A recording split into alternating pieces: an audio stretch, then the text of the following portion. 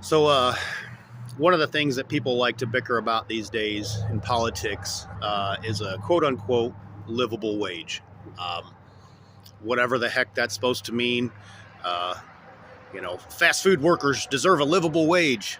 Um so, does a livable wage mean that you can pay all your bills every month? You can um, pay for your house payment or your rent, and still have that discretionary spending. Is that a livable wage? Because I'll tell you what, uh, fast food jobs were never meant to be a life sustaining job. It was meant to be an entry to the workforce, but that's a whole nother argument.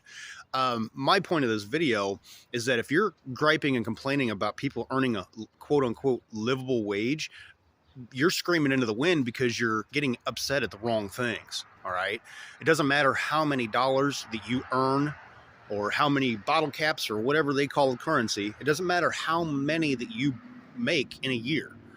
What matters is how much value the currency that you hold has. Okay.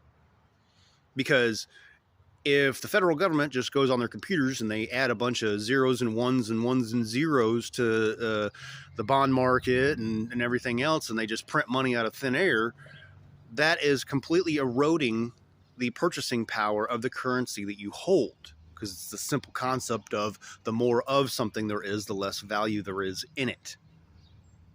So arguing about a livable wage is never going to get you anywhere, because you can pay yourself $500,000 a year, and if the value of the currency that you have is garbage, then things are still going to be, comparatively speaking, expensive.